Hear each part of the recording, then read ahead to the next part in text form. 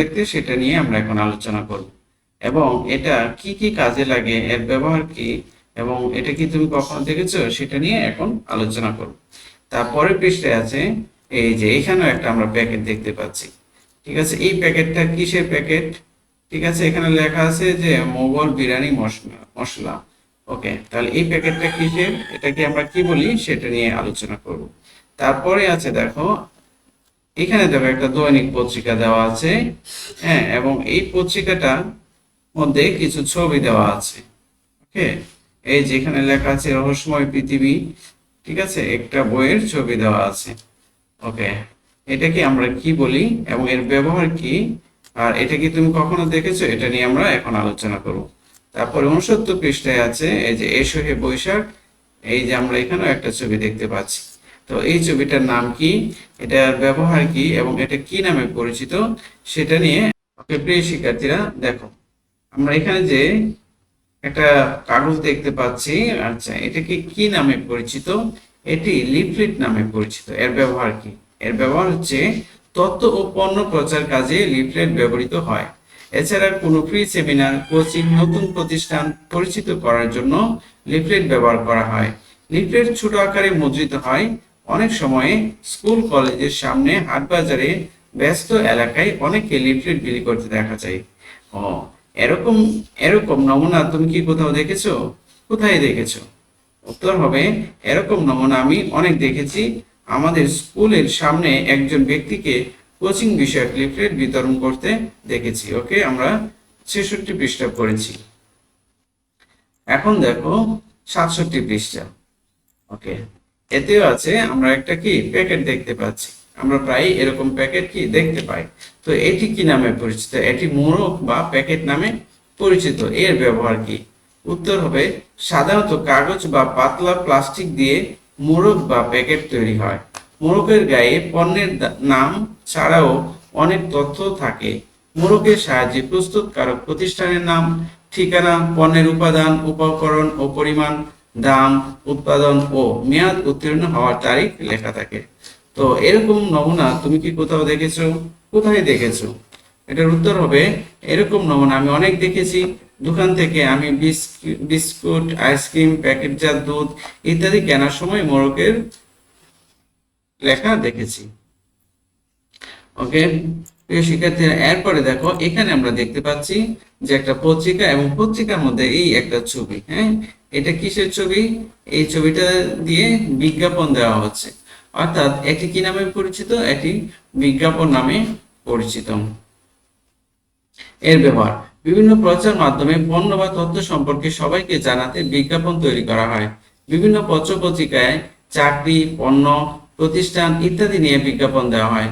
মুদ্রণ আকারে অথবা রেডিও, টেলিভিশন ও বিভিন্ন ডিজিটাল মাধ্যমে বিভিন্ন পণ্য বা কোনো বিষয়কে কেন্দ্র করে বিজ্ঞাপন দেওয়া হয়।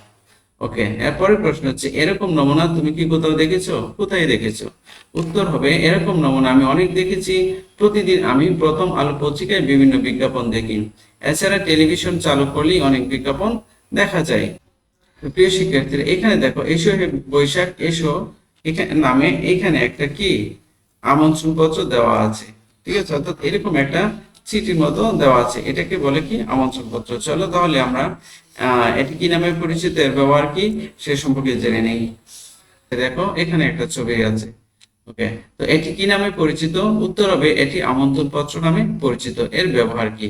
উত্তর হবে সাধারণত বিভিন্ন অনুষ্ঠান, উৎসবে অংশগ্রহণের জন্য আমন্ত্রণ পত্র জানিয়ে চিঠি দেওয়া হয়। আমন্ত্রণ পত্র খামে ভরে চিঠি আকারে স্কুল কলেজে দেওয়া হয়।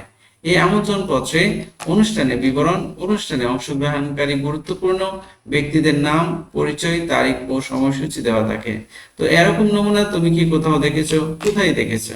এটার উত্তর হবে এরকম নমুনা আমি দেখেছি আমাদের স্কুলে বিজয় দিবস উপলক্ষে অনুষ্ঠানে আমার বাবাকে আমন্ত্রণ পত্র দিয়ে আমন্ত্রণ জানানো হয়েছিল, সেটি আমি পড়েছি। প্রিয় শিক্ষার্থীরা, তাহলে আমরা 69 পৃষ্ঠা শেষ করে ফেললাম।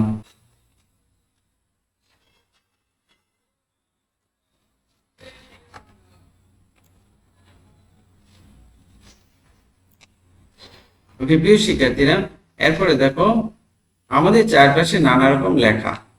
ওকে, এখানে দেখো আগের পৃষ্ঠাগুলোতে যেসব নমুনা রয়েছে সেগুলো দেখতে সব সময় একরকম হয় না। দৃষ্টি আকর্ষণের জন্য এগুলোর আকার, রং ও উপাদান ভিন্ন রকম হতে পারে। এগুলো পরিচয় নিচে তুলে ধরা হলো। এক নম্বর আছে ব্যানার। ওকে, ব্যানার সাধারণত আয়তাকার হয়ে থাকে। আচ্ছা, লম্বা কাপড়ে কিংবা কাপড়ের মতো প্লাস্টিক পর্দায় বেশিরভাগ ব্যানার দেখা যায়। মিছিল বা শোভাযাত্রার সামনে, কোনো অনুষ্ঠানে, মঞ্চের পেছনে, মেলা বা অস্থায়ী হাটবাজারের সামনে ব্যানার দেখতে পাওয়া যায়। নির্দিষ্ট তথ্য জানানোর কাজে এবং প্রচার প্রচারণায় ব্যানার ব্যবহার করা হয়। আজকাল অনুষ্ঠান মঞ্চের পেছনে ডিজিটাল ব্যানারও দেখা যায়। ওকে, এখন হচ্ছে ফেস্টুন। ফেস্টুন দেখতে কিরকম? আয়তাকার, তবে এগুলো সাধারণত উপর থেকে নিচের দিকে ঝুলিয়ে রাখা হয়। ফেস্টুনের উপকরণ ব্যানারের মতো। ফেস্টুন ঝুলিয়ে রাখা হয় সাধারণত ভবনের দেয়ালে, অনুষ্ঠান মঞ্চের দুপাশে, কোনো গাছে বা খুঁটিতে। এর মাধ্যমে প্রচার প্রচারণার কাজ হয়। পোস্টার। পোস্টার সাধারণত কাগজে মুদ্রিত বা হাতে লেখা হয়ে থাকে। এগুলো আকারে ব্যানার বা ফেস্টুনের মতো বড় নয়। রাস্তার ধারের দেয়ালে বা অনেক ভবনের গায়ে পোস্টার আঠা দিয়ে লাগানো হয়। নির্বাচনের সময় রাস্তায় দড়ি দিয়েও পোস্টার ঝুলিয়ে রাখতে দেখা যায়। সামাজিক ও সাংস্কৃতিক বিভিন্ন কর্মকাণ্ড প্রচারের কাজে পোস্টারের ব্যবহার হয়। পোস্টারের মাধ্যমে রাজনৈতিক বক্তব্য বা দাবিও তুলে ধরা হয়ে থাকে। ওকে, তারপরে হচ্ছে প্লে কার্ড। শক্ত কাগজে, ধাতব পাতে, কাঠে, কাপড়ে কিংবা কাপড়ের মতো প্লাস্টিক পর্দায় বক্তব্য লিখে প্লেকার্ড তৈরি করা হয়। প্লেকার্ড উঁচু করে ধরার জন্য একটি লম্বা হাতল থাকে। মিছিলে বা শোভাযাত্রায় অংশগ্রহণকারীদের প্লেকার্ড বহন করতে দেখা যায়। দাবি তুলে ধরা বা তথ্য জানানোর কাজে প্লেকার্ডের ব্যবহার হয়। প্রিয় শিক্ষার্থীরা, এখনো যারা আমার চ্যানেলটি সাবস্ক্রাইব করেনি প্লিজ সাবস্ক্রাইব করে ফেলুন। ওকে, তারপর হচ্ছে বিলবোর্ড। সাধারণত বড় ধাতব পাত দিয়ে বিলবোর্ড তৈরি করা হয়। রাস্তার পাশে, ভবনের ছাদে বিলবোর্ড দেখা যায়। প্রচারণা ও বিজ্ঞাপনের কাজে এর ব্যবহার হয়। বিলবোর্ডের বক্তব্য ও ছবি ধাতব পাতে যেমন লেখা ও আঁকা হয়ে থাকে, তেমনি টেলিভিশনের মতো ডিজিটাল বোর্ডেও দেখা যায়। বিলবোর্ডের আরেকটা হচ্ছে হোর্ডিং। এরপর হচ্ছে নোটিশ। স্কুল, কলেজে বা অফিস আদালতে শিক্ষার্থী বা সাধারণ মানুষকে তথ্য জানানোর কাজে নোটিশ তৈরি হয়। নোটিশের মাধ্যমে কোনো কিছু মান্য করা বা পালন করার নির্দেশ থাকে। সাধারণত এটি হাতে লেখা হয় বা মুদ্রিত হয়। যেখানে নোটিশ টাঙানো থাকে তার নাম নোটিশ বোর্ড। শিক্ষা প্রতিষ্ঠানে অনেক সময় নোটিশ পাঠ করে শোনানো হয়। কোনো ব্যক্তি বা প্রতিষ্ঠান অন্য কোনো ব্যক্তি বা প্রতিষ্ঠানের কাছে চিঠি আকারেও নোটিশ পাঠাতে পারে। আজকাল ইমেল ও অন্যান্য ডিজিটাল মাধ্যমে নোটিশ পাঠানো হয়ে থাকে। নোটিশের আরেক নাম হচ্ছে বিজ্ঞাপন। প্রিয় শিক্ষার্থীরা, আমরা এখন 70 পৃষ্ঠা শেষ করলাম। তারপরে দেখো এখানে আছে লিফলেট। তথ্য ও পণ্যের প্রচারের কাজে লিফলেট তৈরি হয়। লিফলেট সাধারণত ছোট কাগজে মুদ্রিত হয়ে থাকে। স্কুল, কলেজের সামনে, হাট বাজারে, ব্যস্ত এলাকায় অনেকে লিফলেট বিলি করতে দেখা যায়। 8 নম্বর হচ্ছে কি? মোড়ক লেখা। সাধারণত কাগজ বা পাতলা প্লাস্টিক দিয়ে মোড়ক বা প্যাকেট তৈরি হয়। এর গায়ে পণ্যের নাম ছাড়াও অনেক তথ্য থাকে, যেমন প্রস্তুতকারক প্রতিষ্ঠানের নাম, ঠিকানা, পণ্যের উপাদান, উপকরণ ও পরিমাণ, দাম, উৎপাদন ও মেয়াদ উত্তীর্ণের তারিখ ইত্যাদি। মোড়ককে আকর্ষণীয় করতে এর গায়ে নানা রকম ছবিও মুদ্রিত হতে দেখা যায়। ওকে, প্রিয় শিক্ষার্থীরা, তারপর হচ্ছে কি? বিজ্ঞাপন।